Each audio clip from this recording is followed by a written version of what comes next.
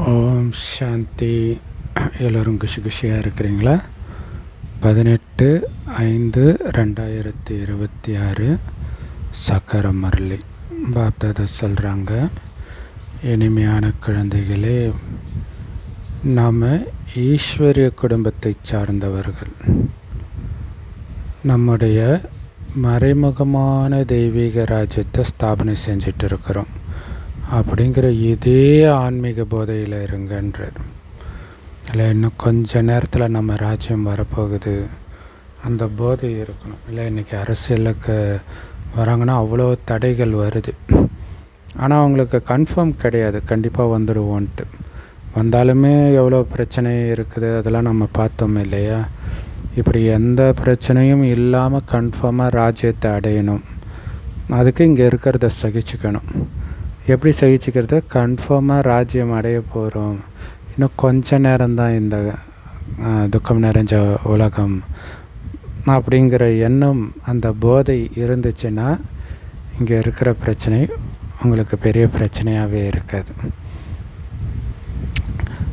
இல்லை, ஆக்சுவலாக இப்போ தமிழ்நாடு எலெக்ஷனில் நம்ம முதல்வருக்கு இதுக்கு முன்னாடி இருந்த அவ்வளோ அவதூறுகள் ஒப்பிடும் பொழுது நமக்கு வரதெல்லாம் ஒன்றுமே இல்லைன்ற மாதிரி தான் இருக்குது. இல்லை, அவ்வளோ அவதூறுகளை சந்தித்து தான் இங்கேயே ஒரு பதவிக்கு வர வேண்டியதாக இருக்குது. அப்படி இருக்கும்போது நாராயணன் ஆகிறோன்னா கண்டிப்பாக நிறைய சந்திக்க தயாராக இருக்கணும். கேள்வி: குழந்தைங்க கிட்ட ஒரு பழக்கம் உறுதியாக இருந்தாலே போதும், நாள் முழுவதும் குஷியோடு இருப்பாங்க. அது என்ன பழக்கம்? அதிகாலையில் எழுந்திரிச்சு ஞான சிந்தனை பண்ணுற பழக்கம். அது மட்டும் இருந்துச்சுன்னா நாள் முழுவதும் அளவற்ற குஷி இருக்குன்ற. அந்த ஞானத்தை சிந்தனை பண்ணிக்கிட்டே இருக்கணும். அதுதான் முக்கியமான விஷயமே இல்லையா? ஸோ காலைல ஏஞ்சா தூக்கம் வருதுன்னா அங்கே மைண்டு நீங்கள் சிந்தனை பண்ண பயன்படுத்தலைன்னு அர்த்தம்.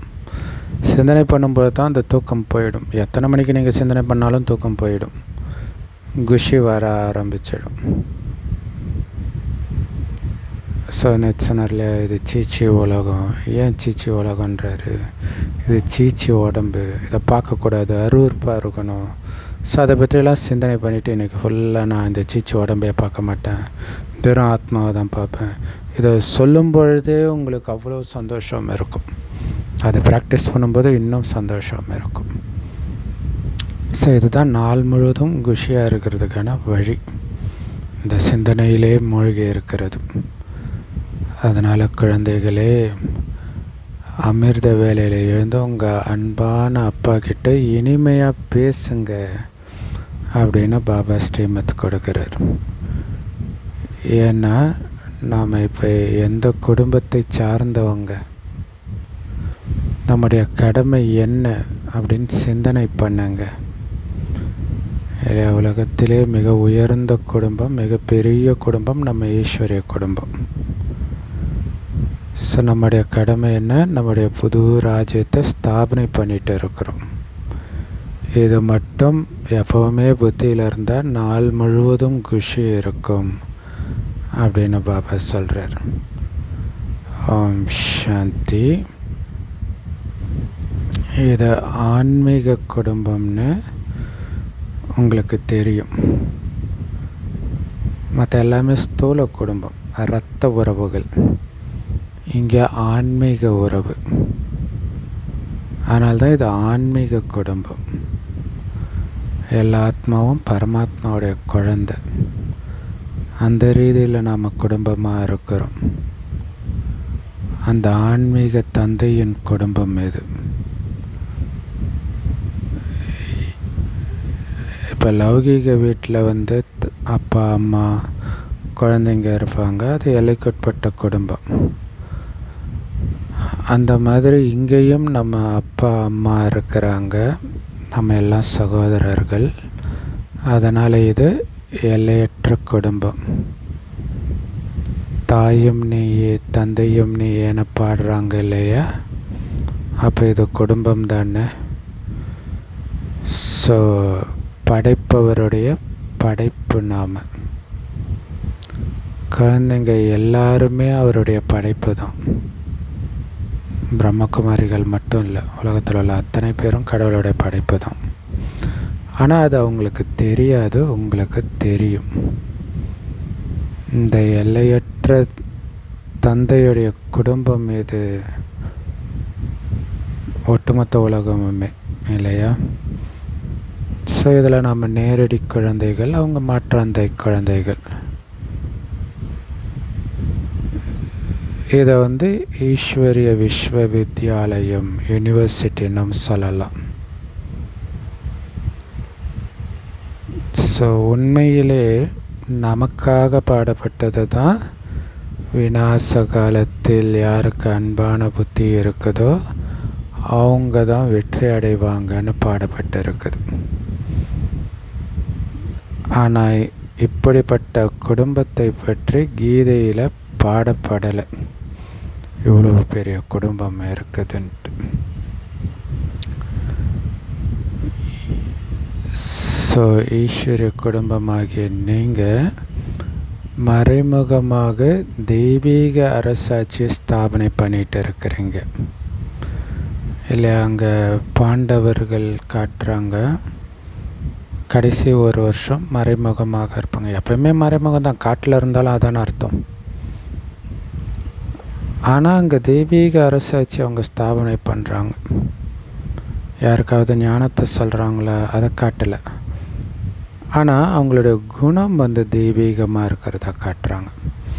அப்போ குணத்தின் மூலமாக பாபாவை வெளிப்படுத்துகிறாங்க. ஸோ இதன் மூலமாக மறைமுகமாக நம்ம தெய்வீக ராஜ்யம் ஸ்தாபனை ஆகிட்டு இருக்குது. இது யாருக்குமே தெரியல. ஆனால் உங்களுக்கு நம்ம ராஜ்யம் ஸ்தாபனை ஆகிட்டு இருக்குதுன்ற போதை இருக்குது. ஸோ யாரெல்லாம் பாபாவை நினைவு பண்ணிகிட்டே இருக்கிறாங்களோ நிரந்தரமாக, அவங்களுக்குத்தான் இந்த போதை இருக்கும்.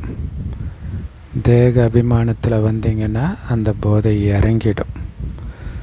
ஸோ அதுக்கு தான் ஆத்மா ஆத்மா ஆத்மா அது சதா மைண்டுக்குள்ளே ஓடிக்கிட்டே இருக்கணும்.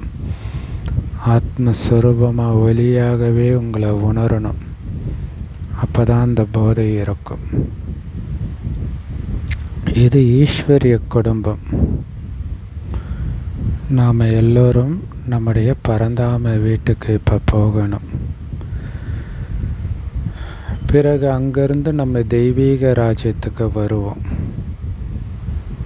அங்கே தெய்வீக குடும்பம் இருக்கும். கலியுகத்திலேயோ அசுர குடும்பம் இருக்குது. இரண்டுக்கும் இடையில் இந்த சங்கமேகத்தில் நாம் ஈஸ்வரிய குடும்பத்தில் இருக்கிறோம். ஸோ அதுதான் இருக்கிறதுலே உயர்ந்த குடும்பம், தேவதைகளின் குடும்பத்தை விட.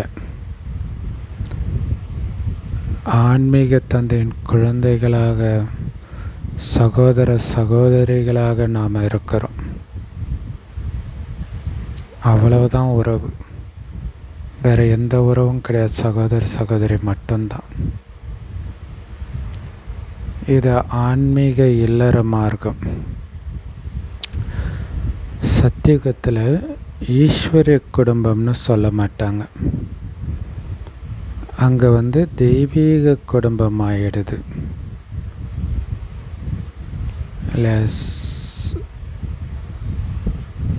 சத்தியுகத்தில் கடவுள் வரமாட்டார். கடவுள் உருவாக்கின குடும்பம்தான், பட் இருந்தாலும் அது தெய்வீக குடும்பம் தான் சொல்லுவாங்க. ஸோ இப்போ தான் நேரடியாக இறைவன் முன்னாடி உட்காந்து அவர்கிட்ட ஞானத்தை எடுத்து பாலனை அடையிறோம். ஸோ அதனால் இதைத்தான் ஈஸ்வரிய குடும்பம்னு சொல்கிறோம். இதை தான் ரொம்ப சக்தி வாய்ந்த குடும்பம். அந்த ஈஸ்வரிய குடும்பத்தை சார்ந்த நாம் தெய்வீக ராஜ்யத்தை இப்போ ஸ்தாபனை பண்ணிட்டு இருக்கிறோம். இந்த மாதிரி நமக்குள்ளே பேசிக்கிட்டே ஞானத்தை சிந்தனை பண்ணணும். அதுக்காக தான் இல்லையா பாபா சொல்கிற முரளி எல்லாமே சிந்தனை பண்ணுற விஷயங்கள், யோசிக்கிற விஷயங்கள். அதிகாலையில் எழுந்திரிச்சு பாபாவுடைய நினைவில் உட்காந்திங்கன்னா ஞான சிந்தனை செய்கிற பழக்கம் ஏற்பட்டுடும்.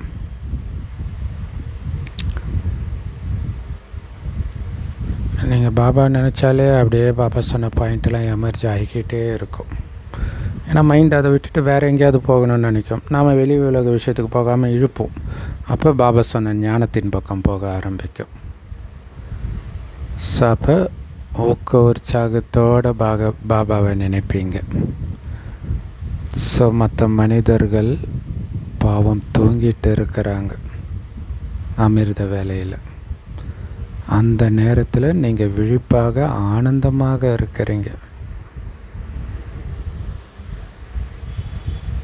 ஸோ இப்படியெல்லாம் அந்த நேரம் சிந்தனை பண்ணணும். பாவம் இந்த நேரத்துடைய அருமை தெரியாமல் தூங்குறாங்க. நம்ம எவ்வளோ குஷியாக பாபாவை நினைவு பண்ணுறோம், ஞானத்தை சிந்தனை பண்ணுறோம் அப்படின்னு சந்தோஷப்படணும். அப்போ பாருங்கள் உங்களுக்கு எவ்வளோ குஷி இருக்குதுன்ட்டு. ஸோ என்ன ஸ்ரீமத் கிடைக்கிதோ அதன்படி தான் நடக்கணும். அப்போ தான் உங்களுக்கு ரொம்ப குஷி இருக்கும். இல்லை பாபா கொடுக்குற ஸ்ரீமத் படி கண்ணை மூடிட்டு நீங்கள் நடக்க வேண்டியது தான். அதில் தான் குஷி இருக்கும். இல்லையே இது நல்லா இல்லையே, நியாயமாக தெரியலையே அப்படின்னு உங்கள் மனதின் வழியை கலந்தீங்க, வெளியில் வர முடியாத மாதிரி துக்கத்தில் போய் சிந்திச்சுட்டு அதுக்கப்புறம் மாட்டிக்குவீங்க. அதுக்கப்புறம் ஐயோ ஒழுங்காக பாபா சொன்னதே கேட்டிருந்துருக்கலாமே அப்படின்னு துடிப்பீங்க. சாகும்போது சங்கரா சங்கரான்னு சொல்கிற மாதிரி. அதனால தான் பாபா சொல்கிறார், பாபா என்ன சொல்கிறாரோ அப்படியே அதை ஃபாலோ பண்ணுங்க. அப்போ தான் அளவற்ற குஷி இருக்கும். நாம் ஈஸ்வரிய குடும்பத்தை சார்ந்தவர்கள்ன்ற நினைவு வரும். நம்ம குடும்பம் எவ்வளோ உயர்ந்ததுன்னு நினைக்கும் பொழுது என் மூலமாக அந்த குடும்பத்துக்கு கெட்ட பேர் வரக்கூடாது. இல்லை நான் கோபப்பட்டேன்னா எல்லா பிரம்மகுமாரிகளும் அப்படி தானே ஒரு முடிவுக்கு வந்துடுவாங்க. ஸோ அதெல்லாம் அசுர குடும்பத்தினருடைய வேலை. ஸோ நான் உயர்ந்த ஈஸ்வர குடும்பத்தை சார்ந்தவன், ஸ்ரீமத் படி நடக்கிறவன் நீங்கள் நினச்சிங்கன்னா அசுர குடும்பத்திலேருந்து உங்கள் மனம் நீங்கிடும். ஸோ எப்படி புது வீடு ஃபுல்லாக கட்டிட்டாங்கன்னா பழைய வீடு மேலே இருக்கிற பற்று குழந்தைங்களுக்கு போயிடும் லௌகீகத்திலே. ஸோ புது வீடு கட்டுற வரைக்கும் பழைய வீட்டில் கொஞ்சம் அந்த ஒட்டு வேலையெல்லாம் பண்ணிகிட்டு இருப்பாங்க. பிறகு புது வீடு ரெடியானவுடனே அதிலிருந்து மனம் அகன்றுடும். அதே மாதிரி தான் இந்த பழைய உலகமும். இப்போ ஒட்டு வேலை பண்ணிகிட்டு இருக்கிறோம், ஆனால் புது உலகத்தை கட்டிகிட்டு இருக்கிறோம். அதனால் உங்களுடைய புத்தி அங்கே தான் இருக்கணும். சும்மா தற்காலிகமாக இங்கே இருக்கிறோம், அவ்வளவுதான். இது பழைய வீடு, இந்த உலகமே. நாம் புது வீட்டுக்கு போக போகிறோம். புது வீட்டுக்கு போய் புது ட்ரெஸ்ஸு போட்டுக்குவோம். அதாவது புது உடம்பு கிடைக்கும். ஏன்னா இந்த உடம்பு கூட பழசு தான். அதனால தான் இது சீச்சி உடம்புன்றார். எவ்வளோ நோய்.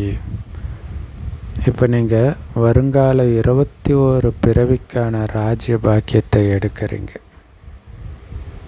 இல்லை ஒரு வினாடியும் பாபா நினைவில் இருக்க ஒரு பிறவிக்கான பாக்கியமாக அதிகரிச்சுக்கிட்டே இருக்குது. வீண் விஷயங்களை சிந்திக்க பாக்கியத்தை குறைச்சிக்கிறீங்க. ஸோ நாம் சத்யுகத்தின் ராஜ்ய பதவியைத்தான் எடுக்கிறோமே தவிர இங்கே ஆட்சி செய்ய போகிறது கிடையாது. கலியுகத்தில் இங்கே ஸ்தாபனை காரியம்தான் நடக்குது. ஸோ இந்த விஷயங்களை நீங்கள் மட்டும்தான் தெரிஞ்சிருக்கிறீங்க. இல்லை இங்கே சுகமாக இருக்கணும்னு நினச்சிங்கன்னா அங்கே இழந்துடுவீங்க. ஸோ இதுதான் கீதை. ராஜயோகம் இல்லையா? இதுக்கு சகஜ ராஜயோகம்னு சொல்லப்படுது. ஸோ இதுதான் உண்மையான கீதை ராஜயோகம். இதைத்தான் சகஜ ராஜயோகம் அப்படின்னு சொல்கிறோம். ஸோ பல முறை இந்த ராஜயோக பயிற்சியின் மூலமாகத்தான் நீங்கள் தெய்வீக ராஜ்யத்தை ஸ்தாபனை பண்ணியிருக்கிறீங்க. ஆனால் சொர்க்கத்துக்கு போன பிறகு இந்த விஷயங்கள் எதுவுமே ஞாபகம் இருக்காது. ஒருவேளை இந்த விஷயங்கள் அங்கே ஞாபகம் இருந்துச்சுன்னா சுகத்தின் உணர்வே இல்லாமல் போயிடும். கவலை வந்துடும். ஐயோ இதெல்லாம் ஒரு டைமில் நாம் இழந்துடுவோமா அப்படின்ற கவலை வந்துடும். ஸோ இது எவ்வளோ பெரிய ஆச்சரியம் இல்லையா? ஸோ அதுக்காக தான் அது மறந்துடுது. இந்த நேரத்தில் உங்களுக்கு மறைமுகமான போதை இருக்குது இல்லை? துக்கம் நிரம்பிய உலகத்தில் சுகம் வரப்போகுதுன்றது நல்ல விஷயம். சுகம் நிரம்பிய உலகத்தில் துக்கம் வரப்போகுதுன்றது எப்படி நல்ல விஷயமா இருக்கும் இல்லையா? ஸோ இப்போ மறைமுகமான போதை இருக்குது. அந்த சுகமான உலகம் வரப்போகுது, அதுக்கு உயர்ந்ததிலும் உயர்ந்த பாபாவுடைய குடும்பத்தை சார்ந்தவனாக நான் மாறி இருக்கிறேன் அப்படின்ற சந்தோஷம் வருது. ஸோ இதுதான் குப்தமான ஃபேமிலி டைப் இல்லை ஈஸ்வரனுடைய மறைமுகமான குடும்பம்னு சொல்லப்படுது இல்லை? இப்போ சர்ச்சுக்கு மசூதிக்கு போகிறவங்களாம் ஒரே குடும்பம்னு சொல்ல மாட்டாங்க. ஆனால் இங்கே எல்லோரும் ஒரே குடும்பம் இல்லையா? ஈஸ்வரிய விஸ்வ வித்யாலயம், ஈஸ்வரிய யக்யம் அப்படின்லாம் சொல்கிறோம் இல்லையா? ஸ்கூலாகவும் இருக்குது, யக்யமாகவும் இருக்குது, குடும்பமாகவும் இருக்குது. ஸோ எப்படி பார்த்தாலும் உயர்ந்தது, உயர்ந்த ஸ்கூல், உயர்ந்த யக்யம், உயர்ந்த குடும்பம். ஸோ அப்போ நாம் ரொம்ப ரொம்ப அன்பானவராகணும். அப்போ தான் உயர்ந்த குடும்பத்தை சார்ந்தவன்னு சொல்ல முடியும். வருங்காலத்தில் நீங்கள் ரொம்பவே அன்பானவராக ஆகிறீங்க. நீங்கள் ரூப் பசந்த் ஆவீங்க. ஸோ போக போக ரொம்ப அன்பானவராக ஆவீங்கன்றார். ஸோ நேற்று கூட சொல்லியிருந்தார் இல்லையா? கடைசியில் கருணை நிரம்பியாரும் ஆகிடுவீங்க, ஏன்னா பூர்வ ஜாத்மா. ஆனால் இப்போவே நீங்கள் ஆகணும். நேரம் உங்களை மாற்றக்கூடாது. ஏன்னா உங்களுடைய டீச்சர் நேரம் இல்லை, நான் பாபா அப்படின்னு சொல்கிறார். ஸோ நீங்கள் ரூப் பசந்த், அதாவது ஞானமும் யோகமும் நிரம்பியவர்கள். ஆத்மா ரூப்பாக இருக்குது, அதாவது ஞானம் நிரம்பியதாக இருக்குது. பசந்தாகவும் இருக்குது, அதாவது யோகியாக நடைமுறையில் யோக வாழக்கூடியதாகவும் இருக்குது. ஆத்மா என்னமோ ரொம்ப சின்ன புள்ளி தான், ஆனால் அதில் அழிவற்ற பாகம் பதிவாகி இருக்குது, அதன்படி நடிக்குது. இந்த நேரத்தில் நீங்கள் ரூப் பசந்தாக இருக்கிறீங்க. தந்தை ஞான கடலாக இருக்கிறார். இந்த சரீரத்தில் வரும் பொழுது தான் கண்டிப்பாக ஒரு ஞானத்தை கொடுக்க முடியும் இல்லையா? உடலை எடுக்காமல் எப்படி ஞானத்தை கொடுக்க முடியும்? ஸோ இப்போ ஞான மழை பொழியறதை நம்ம பார்க்குறோம். பாபா ஞான மழை பொழிகிறார். ஸோ பாபா கொடுக்குற ஒவ்வொரு ஞான ரத்தினமும் கோடி ரூபாய் மதிப்பு வாய்ந்தது இல்லை? இதுதான் நம்மளை கோடான கோடீஸ்வரனாக மாற்றுது. இப்போ ஆத்மாக்களாகிய உங்களுக்கு அப்பாவுடைய உண்மையான அறிமுகம் கிடைச்சிருக்குது. அப்பாவே ஞாபகப்படுத்தி இருக்கிறார். இந்த 84 பிறவிகள் சக்கரம் எப்படி சுற்றுதுன்னு உங்களுக்கு தெரிஞ்சிருச்சு. ஸோ அது உங்கள் புத்தியில் சுற்றிக்கிட்டே இருக்குது. அதனால தான் உங்கள் பேர் ஸ்வதர்ஷ்ண சக்கரதாரிகள். மற்றபடி விஷ்ணுவோ லக்ஷ்மி நாராயணனோ ஸ்வதர்ஷ்ண சக்கரதாரி கிடையாது. ஏன்னா அவங்களுக்குள்ள இந்த ஞானம் இருக்காது. சங்கமயுகத்தில் தான் ஆத்மாவுக்கு இந்த ஞானம் கிடைக்கிது, சத்தியுகத்தில் இருக்காது. சிருஷ்டியுடைய படைப்பு சக்கரம் எப்படி சுற்றுது அப்படிங்கிற ஞானம் இருக்குது. திருமூர்த்தின்னு சொல்கிறாங்க. ஆனால் சிவனுக்கு பதிலாக சங்கரரை மட்டும்தான் காட்டியிருக்கிறாங்க, சிவனை காட்டலை. இல்லை, பக்தி மார்க்கத்தில் நிறைய திருமூர்த்தி படங்களை பார்த்துருப்பீங்க. ஸோ அதில் பெரும்பாலும் பிரம்மாவுக்கு சூக்ஷ்ம வதனத்தில் தாடி மீசையெல்லாம் இருக்காது. இதை பிரம்மாவுக்கு மட்டும் காமிக்கிறாங்க.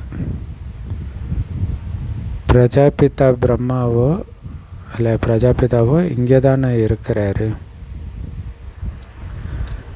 இவர் ரொம்பவுமே பழைய கிரேட் கிராண்ட் ஃபாதர், ஆதிப்பிதா. ஸோ அதனால தான் இவரை பிரஜாபிதா அப்படின்னு சொல்கிறோம். இது பிரஜாபிதா பிரம்மாவுடைய பரம்பரைன்னு சொல்கிறோம்,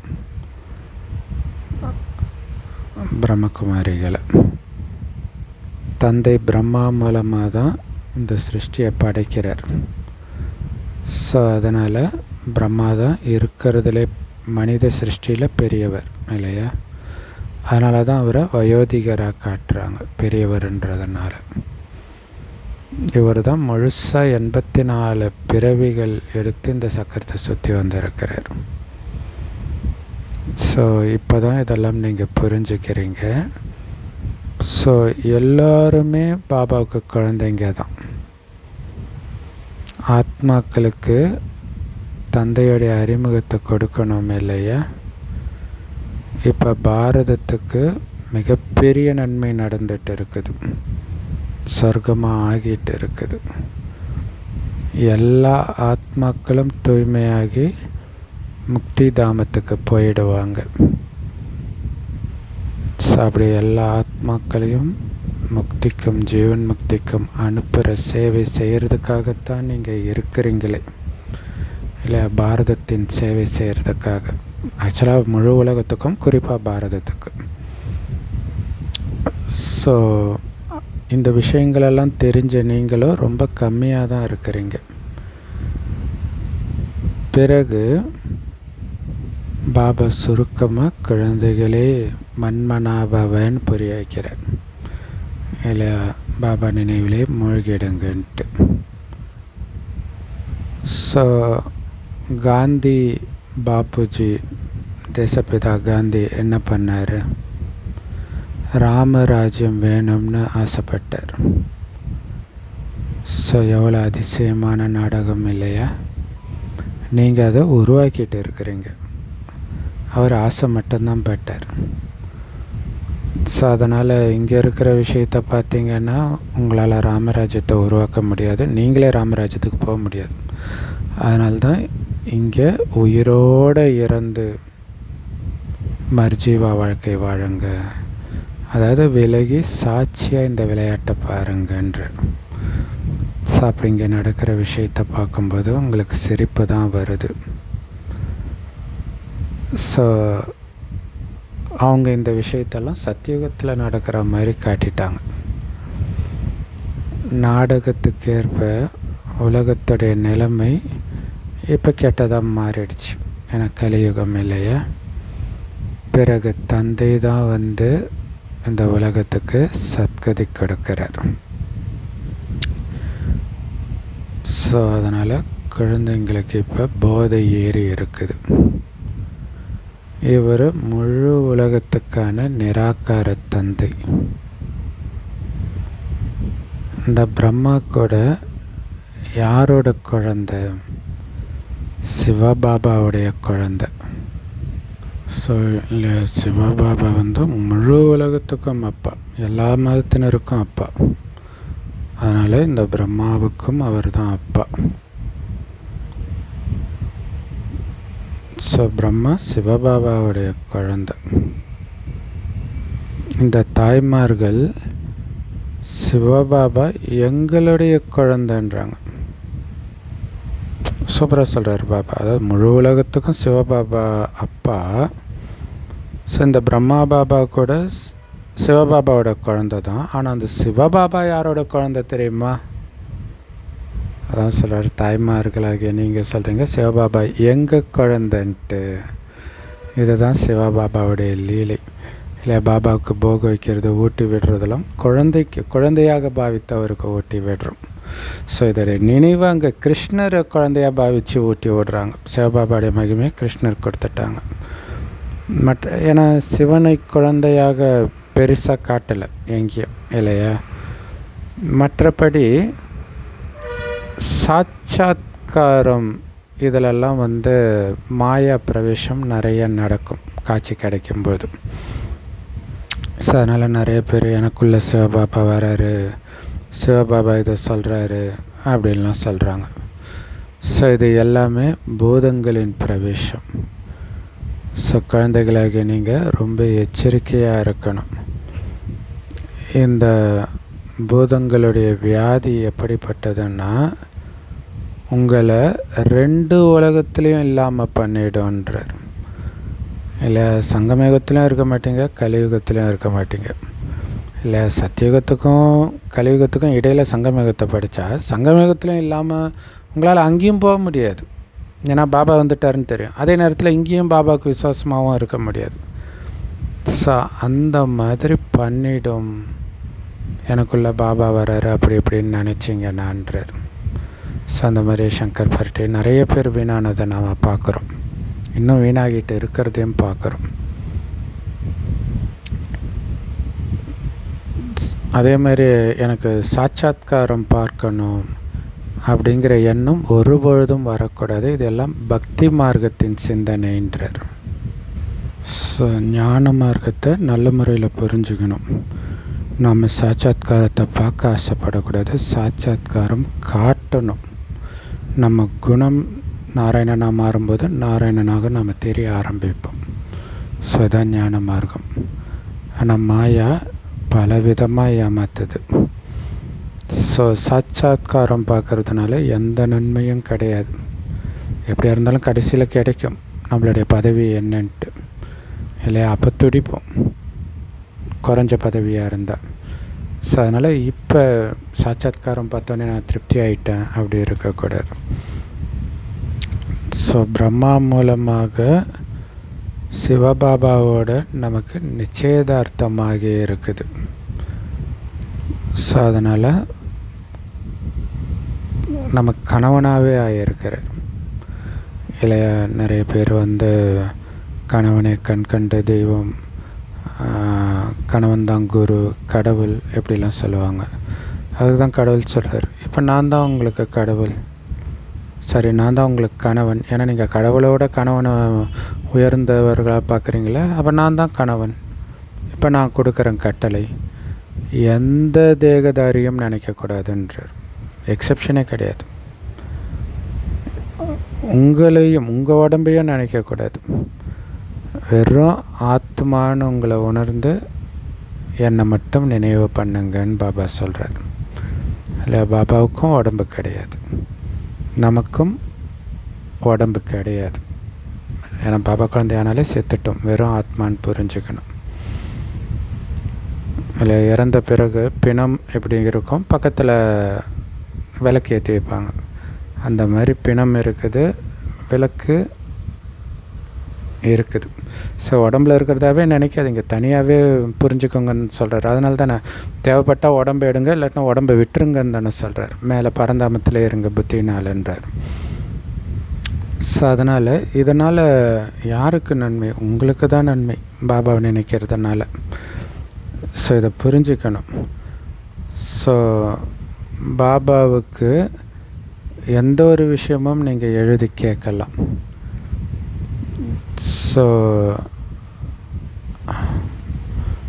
அதே மாதிரி பாபா எப்படி இருக்கிறீங்க அப்படின்னு கூட எல்லையற்ற தந்தைக்கு லெட்டர் எழுதலாம். இந்த அளவுக்கு கூட ஒரு சில குழந்தைங்க கிட்ட அறிவு இல்லை. ஏன்னா நம்ம அப்பா தானே அவர். லௌகீக தந்தைக்கு லெட்டர் எழுதலைன்னா நிம்மதியே போயிடுது. அவ்வளோ பற்று அவர் மேலே. இவர் எல்லையற்ற தந்தை, 5000 வருஷத்துக்கான ஆஸ்தியை கொடுத்தவர். ஸோ அதனால் ஒரு மாதம் ஒரு குழந்தைகிட்டேருந்து லெட்டரே வரல அப்படின்னா பாபா நினச்சிக்குவாராம், பரலோக தந்தைக்கு லெட்டர் எழுதக்கூட முடியாத அளவுக்கு மாயாவுடைய வலையில் அவர் மாட்டிக்கிட்டார். மாயா அவரை சாப்பிட்டுடுச்சு போல இருக்குதுன்னு நினைப்பாராம். பாபா நாங்கள் நாராயணி போதையிலே இருக்கிறோம்னாவது எழுதணும் இல்லையா? ஸோ நீங்கள் கொடுத்த யுக்தியிலேயே நாங்கள் பிஸியாக இருக்கிறோம் பாபா அப்படின்னு லெட்டர் எழுதுங்க. பிறகு பாபா கூட குழந்தை நல்லா தான் இருக்குதுன்னு புரிஞ்சுக்குவார். லெட்டர் எழுதலைன்னா குழந்தை நோய்வாய்ப்பட்டு இருக்குது போல இருக்குதுன்னு நினைப்பார். நினைவிலேயே இருக்கிறதில்ல, அதான் நோய் இல்லையா? அப்படி இல்லைன்னா பாபா நாங்கள் இந்த சேவை செஞ்சோம், இவங்களுக்கு புரிய வச்சோம், இவங்களுடைய புத்தியில் முழுசாக பதியலை அப்படின்னு பாபாவுக்கு லெட்டர் எழுதணும். பிறகு பாபா கூட இப்படியெல்லாம் புரிய வைங்க அப்படின்னு உங்களுக்கு புரிய வைப்பார். ஸோ குழந்தைங்க பாட்டை கேட்டீங்க. இந்த பாட்டை உருவாக்குனவங்களுக்கு இந்த பாட்டோடைய அர்த்தம் தெரியாது. ஸோ அதுக்கு பேர் தான் பக்தி மார்க்கம். என்ன சொல்கிறாங்களோ எதுவுமே அர்த்தம் புரியாமல் தான் சொல்லுவாங்க. ஸோ குறிப்பாக அப்பாவை தெரிஞ்சிக்காமல் இருக்கிறாங்க. அப்பாவை தெரிஞ்சுக்கிறதன் மூலமாக தான் பாரதத்துக்கு சத்கதி கிடைக்கிது. அப்பாவை தெரிஞ்சிக்காததுனால தான் பாரத துர்கதி அடைஞ்சிருக்குது. இப்போ தந்தை குழந்தைங்களுக்கு புரிய வைக்கிறார், நான் உங்களை சத்கதிக்கு அழைச்சிட்டு போகிறேன், அதாவது சொர்க்கத்துக்கு அழைச்சிட்டு போகிறேன், மற்றவர்களை எல்லாம் முக்திக்கு அழைச்சிட்டு போகிறேன். பாரதம் ஜீவன் முக்தியில் இருக்கும் பொழுது, அதாவது சொர்க்கமாக இருக்கும் பொழுது, மற்ற ஆத்மாக்கள் எல்லாம் முக்தியில் இருப்பாங்க, பரந்தாமத்தில். ஸோ இந்த மாதிரி மாற்றத்தை தந்தையை தவிர வேறு யாருமே பண்ண முடியாது. ஏன்னா எல்லாருக்கும் சத்கதி கொடுக்குற வள்ளல் ஒரே ஒரு தந்தை தான். ஸோ கண்டிப்பாக எல்லோருக்கும் சத்கதி சங்கமயுகத்தில் தான் ஒவ்வொரு கல்பத்திலையும் பாபா கொடுக்குறார். இல்லை, அவர் சத்கதி கொடுக்குற வள்ளல். ஆனால் எப்போ கொடுக்குறாரு? ஒவ்வொரு கல்பத்திலும் சங்கமயுகத்தில் வந்து தான் கொடுக்குறார். ஸோ ஆத்மாக்களாகிய நாம் நம்முடைய ஆன்மீக தந்தை ஒருத்தர் தான் அப்படின்னு தெரிஞ்சுக்கிட்டோம். அனைத்து ஆத்மாக்களின் தந்தை ஒருத்தர் தான். ஸோ ஆத்மாக்கள் தான் அவரை நினைக்கிது. உங்களுக்கு பக்தி மார்க்கத்தில் 2 தந்தை இல்லை, லௌகிக தந்தை, அப்புறம் கஷ்டம் வந்தால் பரலோக தந்தையை நினைப்போம். சத்தியுகத்தில் ஒரு தந்தை தான், ஏன்னா கடவுளை நினைக்க மாட்டோம். ஆனால் சங்கமயுகத்தில் மட்டும் 3 தந்தை. ஸோ இந்த 3ன்ற வார்த்தை ரொம்ப ஃபேமஸாக இருக்கிறதுக்கு இது ஒரு முக்கியமான காரணம். திரித்துவம்ட்டு கிறிஸ்தவ மதத்துலேயும் சொல்கிறாங்க இல்லையா, பிதாசுதன் பரிசுத்தா அப்படின்ட்டு. ஆனால் இங்கே 3 தந்தைன்றது ஒன்று லௌகீக தந்தை, இன்னொன்று பரலௌகிக தந்தை சிவபாபா, இன்னொன்று பரலௌகிக தந்தைக்கும் நமக்கும் பாலமாக இருக்கிற அலௌகிக தந்தை பிரஜாபிதா பிரம்மா.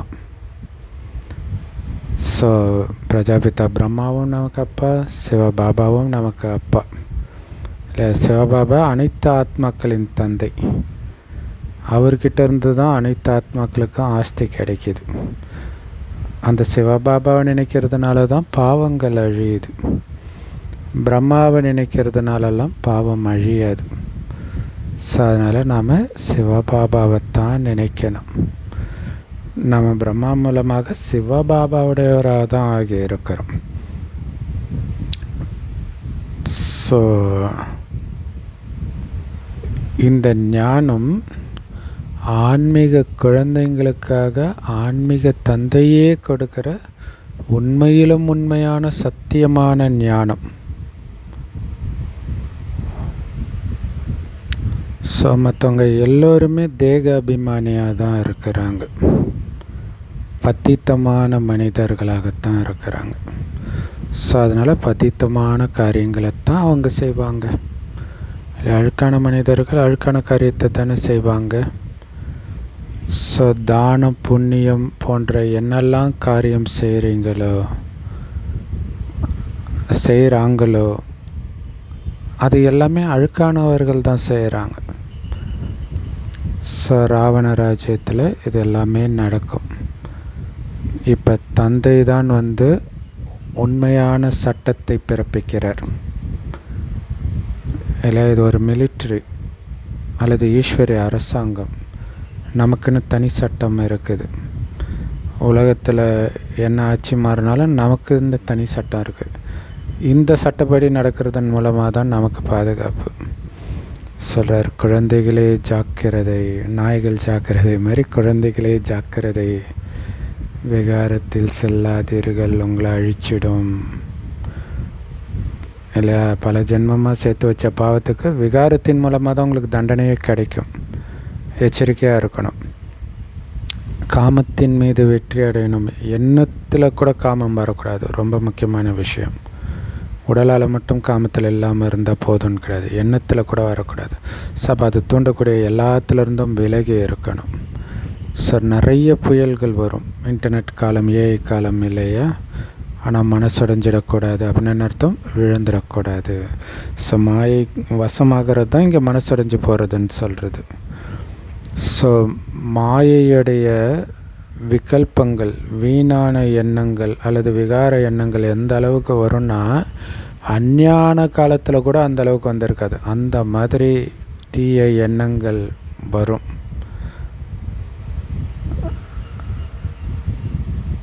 எச்சரிக்கையாக இருக்கணும். ஒரு செகண்டில் அதை அழிக்கணும். ஏன்னா யுத்தம் பல ஜென்மமாக உள்ளே போட்டது எல்லாம் அப்படி வெடித்து வெளில வந்துக்கிட்டே இருக்குது. ஒன்று ஒன்றா அழிச்சிக்கிட்டே இருக்கணும். ஸோ பாபா குழந்தைங்க சொல்கிறாங்க, பக்தி மார்க்கத்திலே ரொம்ப குஷியாக இருந்துச்சு, இப்போ உங்களை நினைக்கணும்னு விரும்புகிறோம், ஆனால் நினைக்கவே முடியலையே பாபா, அந்த புள்ளி ஞாபகத்துக்கே வரமாட்டேங்குது, பெரிய பொருளாக இருந்தால் கூட நினைவு பண்ணலாமேன்றாங்க.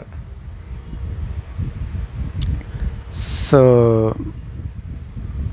அப்போ பாபா சொல்கிறாரு, சிவபாபான்னு சொல்லி நினைவு பண்ணுங்க. இல்லை, பாபான்னு வாயை திறந்து கூட சொல்ல தேவையில்லைன்றார். ஆனால் ஆரம்பத்தில் இந்த மாதிரி வரும்பொழுது, ஏன்னா அந்த நாம ஜபம் பண்ணுற ப்ராக்டிஸ் பக்தி மார்க்கத்தில் இருக்கும், எல்லா மதத்தினருக்கும். அல்லது பாபா பாபான்னு சொல்லி நினைவு பண்ணுங்க. ஏதாவது ஒரு யுக்தியை பயன்படுத்தி அப்படியே நினைவு ஸ்வரூபமாக மாறிடணும். இந்த பழைய உலகத்தையே மறக்கணும். நீங்கள் சாந்தி தாமத்தை நினைவு செய்யுங்க. ஆனால் சாந்தி தாமத்தை மட்டும் நினைவு செஞ்சால் பாவம் அழியாது. பாபாவையும் நினச்சாதான் பாவங்கள் அழியும். அதனால தான் சாந்தி தாமத்துக்கு போகணும். அதனால் சாந்தி தாமத்தை நினைக்கிறோம். அப்போ சாந்தி தாமத்தில் பாபாவை நினைங்க. ஆத்மாவுக்கு இனிமையான தந்தை மேலே அன்பு இருக்கணும். அன்பு இருந்தால் தானாகவே அங்கே நினைவு போகும். அவர் தான் அரை கல்பத்து பிரியதர்ஷனராக இருக்கிறார். ஆத்மாக்கள் எல்லாம் அரை கல்பமாக அவரைத்தான் நினைவு பண்ணும். ஸோ நாங்கள் அரை கல்பம் உங்களை மறந்துட்டோம் அப்படின்னு ஆத்மா சொல்லுது. ஸோ இங்கே அதாவது மதுபனுக்கு பிராமணிகள் யாரெல்லாம் அழைச்சிட்டு வராங்களோ, ரொம்ப எச்சரிக்கையோட நிச்சய புத்தி உடையவர்களை மட்டும்தான் அழைச்சிட்டு வரணும். ஏன்னா இங்கே பிறகு யாராவது பதித்தமாக ஆகிறாங்க, காமத்தில் விழுறாங்கன்னா பிராமணி மீது தண்டனை ஏற்பட்டுடும். ஸோ அதனால் பிராமணி மேலே நிறைய பொறுப்பு இருக்குது. பாபா இந்த பிரம்மா உடலை ரதமாக எடுத்திருக்கிறார். ஏன்னா இவர் அனைத்து விஷயங்களிலும் அனுபவசாலி ரதம். இங்கே அசுத்தத்தின் விஷயம் கிடையாது. ஸோ பாபா உங்களுக்குள்ளே சிரிச்சிக்கிறது, பேசிக்கிறது, விளையாடுறது இதுக்கெல்லாம் தடை போடலை. மற்றபடி கொஞ்சம் கூட எந்த ஆத்மா மேலேயும் அன்பு வைக்கக்கூடாது. தனிப்பட்ட முறையில் அந்த பற்று வச்சிங்கன்னா அது அதிகரிச்சுக்கிட்டே போகும். இல்லையா? ரொம்ப எச்சரிக்கையாக இருக்கணும். டிஸ்டர்ப் ஆகிற மாதிரி தெரியுதுன்னா டக்குன்னு கட் பண்ணிடணும். அவங்க தப்பாக நினைப்பாங்கன்னு நினச்சிங்கன்னா நீங்கள் காலி ஆகிடுவீங்க. இல்லையா? அப்போ அவங்களுடைய நினைவு வந்துக்கிட்டே இருக்கும். ஸோ அதனால் பேசும்போதே கட் பண்ணிக்கிட்டே இருக்கணும் புத்தினால்.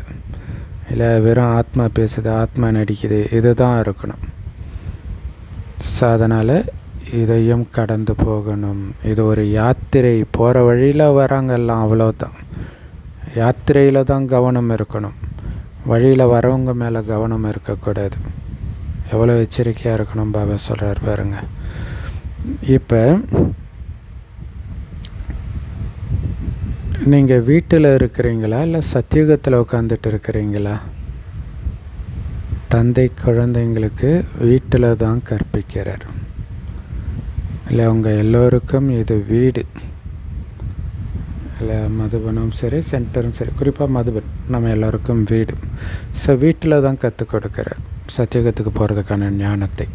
சத்தியுகத்தில் வந்து கற்றுக் கொடுக்கல. ஸோ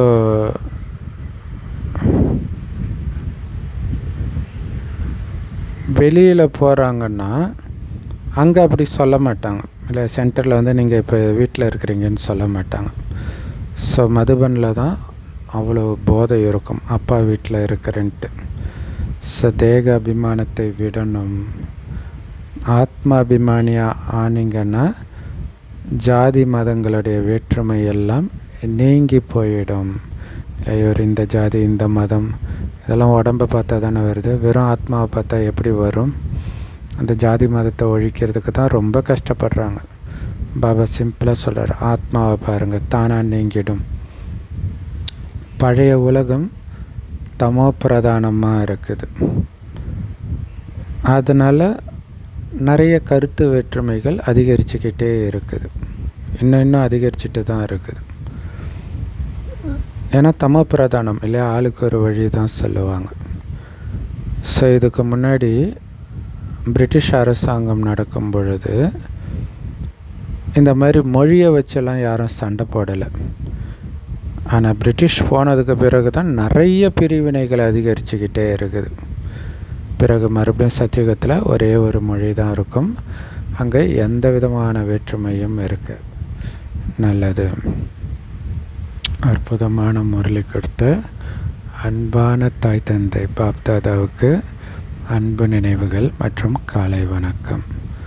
பாபா சொல்கிறாங்க, எந்த ஒரு தேகதாரியுடைய நினைவும் வரக்கூடாது. அதனால் யார் மேலேயும் தனிப்பட்ட அன்பு வரக்கூடாது. கட் பண்ணிக்கிட்டே இருக்கணும். அதையும் கடந்து போகணும். அப்படி இல்லைன்னா அப்போவே தண்டனையும் கிடைக்கும்.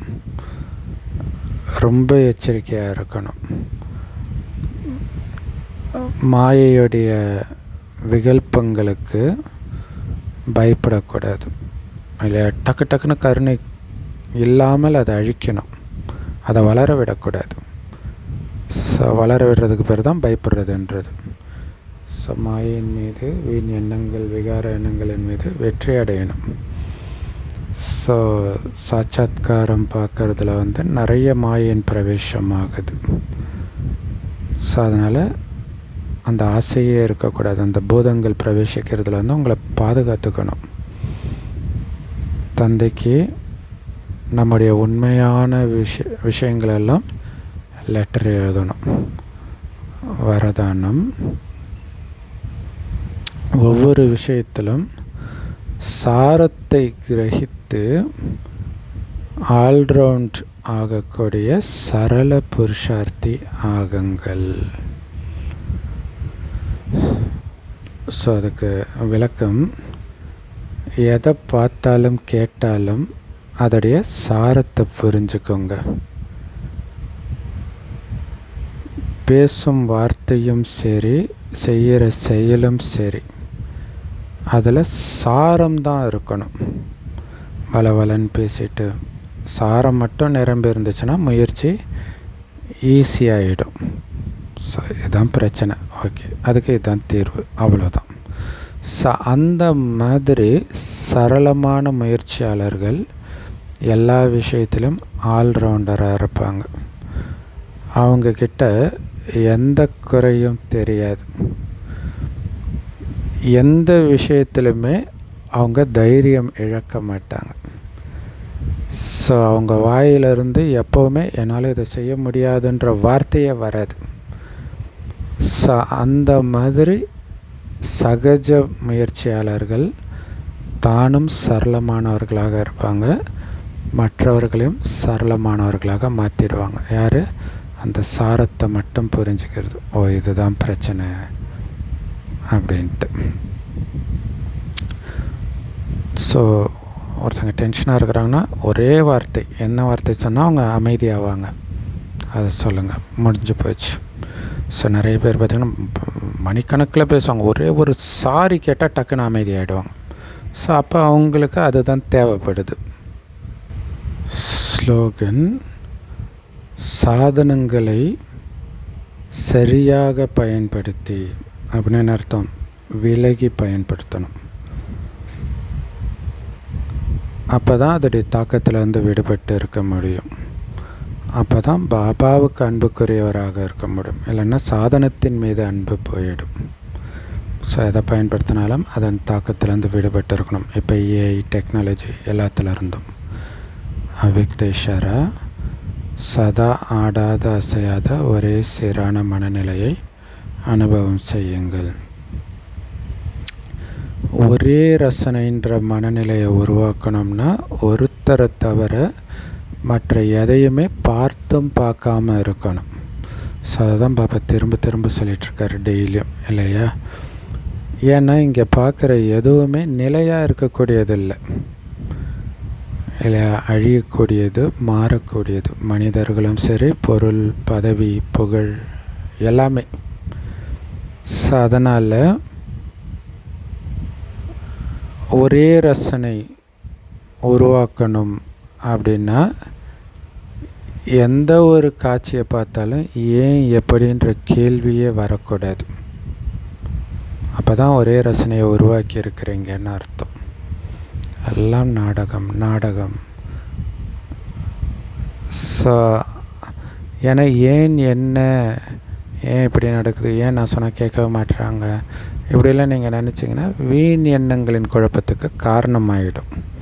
நேற்று ஃபுல்லாக இந்த க்யூ அதை பற்றி தான் சொன்னார், இல்லையா? க்யூன்ற க்யூ பெருசாகிடும். க்யூன்னா ஏன்ற வரிசை பெருசாகிடும். ஸோ எப்போ இந்த வரிசையை முடிக்கிறீங்களோ அப்போ தான் சம்பூர்ணத்தன்மையே வரும். எது நடந்தாலும் நாடகம், அவ்வளவுதான். ஸோ அதனால் ஒரு பாபாவை தவிர எதையும் பார்க்கக்கூடாது.